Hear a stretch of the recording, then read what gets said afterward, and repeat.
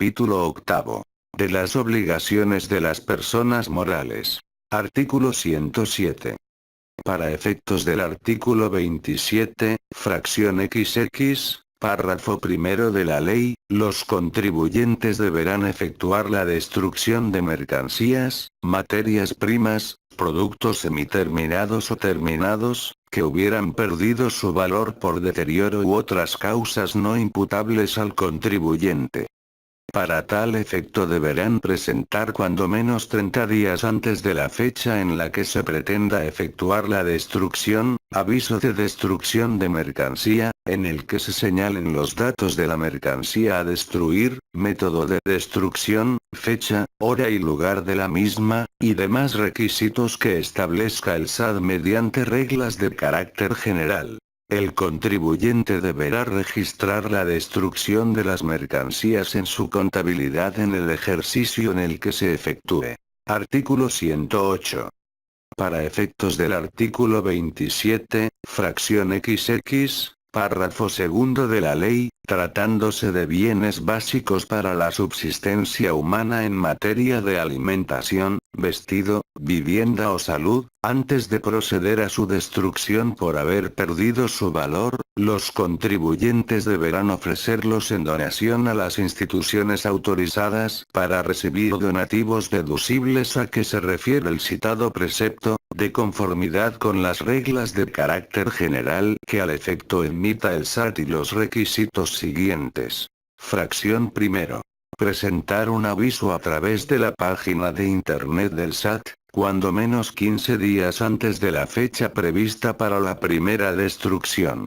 Cuando los bienes estén sujetos a una fecha de caducidad, los contribuyentes deberán presentar el aviso a que se refiere esta fracción, a más tardar 5 días antes de la fecha de caducidad. En el caso de medicamentos, el aviso a que se refiere este párrafo, deberá presentarse a más tardar 6 meses antes de la fecha de caducidad. En el caso de productos perecederos en los que se dificulte su almacenamiento o conservación, así como de productos sujetos a caducidad, los contribuyentes en el aviso a que se refiere esta fracción, deberán informar lo siguiente. A. La fecha de caducidad, así como el plazo adicional a partir de dicha fecha, en el que el bien de que se trate pueda ser consumido o usado sin que sea perjudicial para la salud. En el caso de productos que no estén sujetos a una fecha de caducidad, de conformidad con las disposiciones sanitarias, el contribuyente deberá informar la fecha máxima en que pueden ser consumidos. B. Las condiciones especiales que, en su caso, se requieran para la conservación del bien, y c. El tipo de población o regiones hacia las cuales están enfocados sus productos, y fracción segundo.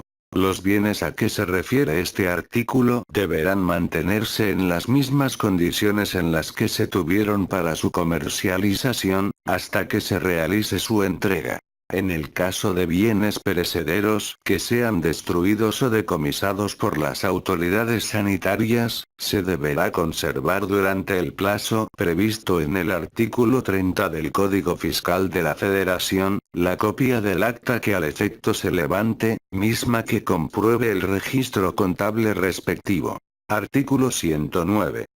Cuando los contribuyentes celebren convenios con las donatarias a que se refiere el artículo 27, fracción XX, párrafo segundo de la ley, para donarles en forma periódica los bienes que hubieran perdido su valor por deterioro u otras causas no imputables al contribuyente, registrarán dichos convenios a través de la página de Internet del SAT, de conformidad con las reglas de carácter general que al efecto emita dicho órgano administrativo desconcentrado, dentro de los 10 días siguientes a su celebración. En el convenio se deberá señalar el tipo de bienes objeto de la donación, las cantidades estimadas de los mismos, así como la periodicidad de entrega. En estos casos, los contribuyentes estarán liberados de presentar los avisos a que se refieren los artículos 107 y 108 de este reglamento, por los bienes que entreguen conforme al convenio celebrado. Los contribuyentes a que se refiere este artículo deberán informar al SAT, en el mes de febrero de cada año, a través de la página de Internet de dicho órgano administrativo desconcentrado, de conformidad con las reglas de carácter general que al efecto emita, respecto de aquellos bienes que fueron entregados en donación en el ejercicio inmediato anterior, con motivo de dichos convenios, así como de aquellos que, en su caso, fueron destruidos en ese mismo ejercicio. Cuando las donatarias a que se refiere este artículo no recojan dentro del plazo señalado en el convenio celebrado los bienes ofrecidos en donación, el contribuyente podrá destruirlos. El SAT, en base a la información proporcionada por los contribuyentes, deberá publicar en su página de Internet una relación de los convenios a que se refiere el presente artículo, así como de los bienes donados y de los destruidos. Artículo 110. Para formular el estado de posición financiera a que se refiere el artículo 76, fracción cuarto de la ley, los contribuyentes deberán realizar un inventario físico total de existencias a la fecha en que se formule dicho estado. La práctica del inventario podrá anticiparse hasta el último día del mes anterior a la fecha de terminación del ejercicio o efectuarse mediante conteos físicos parciales durante el ejercicio. En ambos casos, deberá hacerse la corrección respectiva para determinar el saldo a la fecha de terminación referida. Artículo 111. Para efectos del artículo 76, fracción octavo de la ley, se entenderá que se cumple con la obligación de llevar un registro de las operaciones efectuadas con títulos valor emitidos en serie, cuando el contribuyente conserve los estados de cuenta en los que consten dichas operaciones, expedidos por las instituciones que integran el sistema financiero en términos de la ley. Artículo 112. Para efectos de los artículos 76, fracción 15 y 82, fracción B de la ley, los contribuyentes deberán informar el monto de las contraprestaciones o donativos recibidos, según se trate en efectivo en moneda nacional o extranjera, así como en piezas de oro o plata, si al incluir los impuestos correspondientes, supera la cantidad establecida en dichos artículos. El informe a que se refiere el párrafo anterior, también se presentará cuando se efectúe respecto de una misma operación uno o varios pagos o donativos en efectivo en moneda nacional o extranjera, o bien, en piezas de oro o plata, y que la suma de ellos supere los 100.000 pesos, remitiéndose dicho informe a más tardar el día 17 del mes inmediato posterior a aquel en el que se rebase el monto señalado. Los contribuyentes que reciban contraprestaciones o donativos, donde una parte sea en efectivo, en piezas de oro o de plata, y otra parte se pague con cheque, transferencias bancarias u otros instrumentos monetarios, únicamente estarán obligados a informar dichas operaciones cuando lo recibido por concepto de contraprestación o donativos en efectivo, en piezas de oro o de plata, exceda de 100.000 pesos dentro de un mismo mes, no considerando para efectos del monto citado lo cubierto con otras formas de pago. Artículo 113. Para efectos del artículo 76, fracción 16 de la ley, en el caso de que las cantidades en un mismo ejercicio se reciban en dos o más pagos, los contribuyentes presentarán la información dentro de los 15 días posteriores a la entrega de la última cantidad por la que se superen los 600.000 pesos en efectivo, en moneda nacional o extranjera. Artículo 114. Para efectos del artículo 76, fracción 11 de la ley, las personas morales que distribuyan dividendos o utilidades respecto de acciones colocadas entre el gran público inversionista, conforme a las reglas generales que al efecto expida el SAT, a personas residentes en México o en el extranjero, a que se refieren los artículos 140 y 164 fracción I de la ley, estarán a lo siguiente. Fracción primero. Enviarán el monto de los dividendos o utilidades distribuidas a la institución para el depósito de valores, autorizada de conformidad con la ley del mercado de valores, y emitirán un comprobante fiscal el cual deberá contener lo señalado en el artículo 76, fracción 11, inciso B, de la ley. Fracción segundo. La institución para el depósito de valores, autorizada de conformidad con la ley del mercado de valores, a su vez, entregará los dividendos o utilidades enviados por las referidas personas morales a las casas de bolsa o instituciones de crédito que tengan en custodia y administración las acciones. Asimismo, dicha institución para el depósito de valores proporcionará a estos intermediarios financieros copia del comprobante fiscal a que se refiere la fracción anterior, y fracción tercero. Los intermediarios señalarán en los estados de cuenta correspondientes, la cuenta o cuentas fiscales de cuyos saldos provenga el dividendo o utilidad distribuido, el importe correspondiente por acción, de conformidad con lo señalado en el comprobante fiscal a que se refiere la fracción I de este artículo, así como el impuesto sobre dividendos retenido de conformidad con los artículos 140, párrafo segundo y 164, fracción I de la ley. Las personas físicas que perciban los dividendos o utilidades a que se refiere este artículo, deberán conservar el comprobante fiscal que emitan los intermediarios financieros para acreditar el impuesto pagado por la sociedad que distribuyó los dividendos o utilidades. Cuando la institución para el depósito de valores, autorizada de conformidad con la ley del mercado de valores, sea el custodio de las acciones, dicha institución deberá emitir el comprobante fiscal respectivo con base en la información proporcionada por el emisor.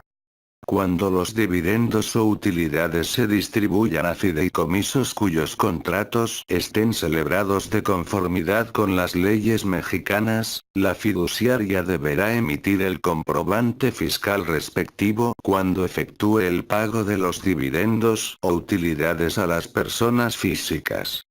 En este caso, los custodios deberán proporcionar una copia del comprobante fiscal emitido por el emisor, en términos de la fracción I de este artículo. Las personas morales que distribuyan dividendos o utilidades respecto de acciones colocadas entre el gran público inversionista realizarán la retención a que se refieren los artículos 140, párrafo segundo y 164, párrafo segundo, fracción I de la ley, a través de casas de bolsa, instituciones de crédito, sociedades operadoras de fondos de inversión, instituciones para el depósito de valores que tengan en custodia y administración las acciones mencionadas, o cualquier otro intermediario del mercado de valores. Artículo 115. Para efectos del artículo 76, fracción 17 de la ley, los contribuyentes residentes en el país que tengan establecimientos en el extranjero, deberán llevar en dichos establecimientos cuando menos los libros de contabilidad y registros a que estén obligados los contribuyentes de conformidad con el Código Fiscal de la Federación y su reglamento. Artículo 116. Se tendrá por cumplida la obligación prevista por el artículo 76, fracción 19 de la ley, cuando en la primera sesión ordinaria de la Asamblea General de Accionistas siguiente a la emisión del dictamen formulado, se informe sobre el cumplimiento de las obligaciones fiscales a cargo del contribuyente, en el ejercicio fiscal al que corresponda el dictamen. Artículo 117. Las partidas no deducibles a que se refiere el artículo 77 de la ley, son aquellas señaladas como no deducibles en la citada ley. Artículo 118. Para efectos del artículo 78, fracción I, párrafo quinto de la ley, cuando el reembolso por acción sea menor que la cuenta de capital de aportación por acción, Para determinar la utilidad distribuida por reducción de capital, en términos de dicho precepto, los contribuyentes podrán disminuir del reembolso por acción, el saldo de la cuenta de capital de aportación por acción, sin que el monto disminuido por dicho concepto exceda del importe total del reembolso por acción. Cuando las utilidades distribuidas por reducción de capital provengan de la cuenta de utilidad fiscal neta, los contribuyentes podrán disminuir de la utilidad distribuida determinada de conformidad con el artículo 78, fracción I de la ley, el saldo de la cuenta de utilidad fiscal neta por acción, sin que el monto disminuido por dicho concepto, por las acciones reembolsadas o consideradas para la reducción de capital, exceda de la utilidad distribuida determinada. Artículo 119. Para efectos del artículo 78, fracción I de la ley, las personas morales cuyo capital social esté representado por partes sociales, podrán determinar el monto que de las cuentas de utilidad fiscal neta y de capital de aportación que le corresponda al número de partes sociales que se reembolsan, en la proporción que represente el valor de cada una de dichas partes sociales, en su capital social. Asimismo, tratándose de una asociación en participación, para determinar el monto de las cuentas de utilidad fiscal neta y de capital de aportación que le corresponda a las aportaciones reembolsadas al asociante o a los asociados, se considerará la proporción que de las utilidades les corresponda a cada uno de ellos en términos del contrato respectivo. Artículo 120. Para efectos del artículo 78, párrafo sexto de la ley, tratándose de la compra de acciones, los contribuyentes considerarán como capital contable para efectos de la determinación de la utilidad distribuida, el mostrado en los estados financieros aprobados por la Asamblea General de Accionistas al cierre del ejercicio inmediato anterior al ejercicio en el que se efectúe la compra, sumando las aportaciones de capital y las utilidades obtenidas y restando las utilidades distribuidas y reembolsos de capital efectuados hasta el mes de la compra, actualizando todas estas partidas hasta dicho mes. La sociedad emisora de las acciones deberá llevar un registro de compra y recolocación de acciones propias para determinar el porciento a que se refiere el artículo 78, párrafo sexto de la ley, en el que asienten las acciones propias compradas, su recolocación o la cancelación de ellas, señalando el número y el precio de compra o recolocación de las mismas, así como la fecha en que fueron compradas, recolocadas o canceladas. Las sociedades emisoras considerarán que las acciones compradas en primer término son las primeras que se recolocan. El límite de 5% a que se refiere el artículo 78, párrafo sexto de la ley se definirá considerando el saldo de las acciones compradas que se tenga en cada momento. En caso de exceder el límite o plazo de tenencia establecido para no considerar utilidades distribuidas en términos del artículo 78, párrafo sexto de la ley, para determinar las utilidades distribuidas se considerará la totalidad de las acciones compradas por la propia sociedad emisora a que se refiere la fracción segundo del párrafo primero de dicho artículo. Artículo 121.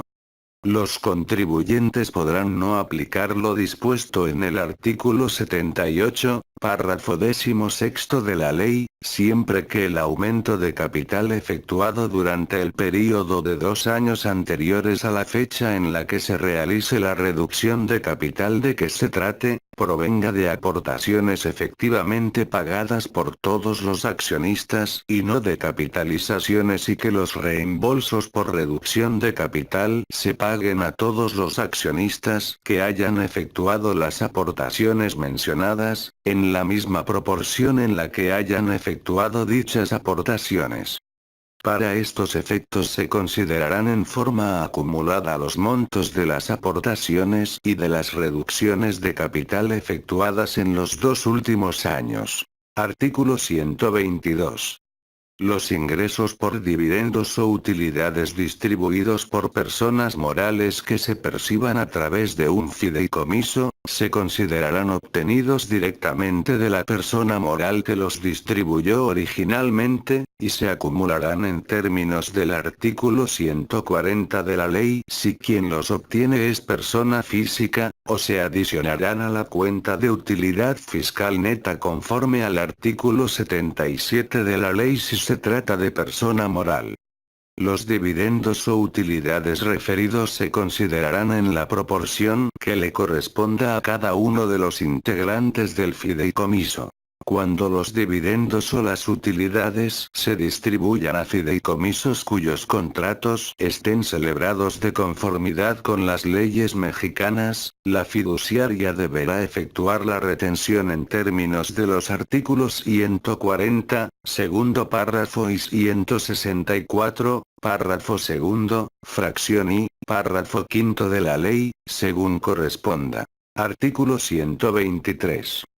Los residentes en el país que realicen pagos por concepto de intereses a residentes en el extranjero provenientes de títulos de crédito que emitan y que se coloquen en el extranjero a través de bancos o casas de bolsa, en términos del artículo 166, párrafo séptimo, fracción I, inciso B, de la ley, podrán expedir los comprobantes fiscales a que se refiere el artículo 76, fracción tercero de la ley, únicamente respecto de los beneficiarios efectivos que las soliciten.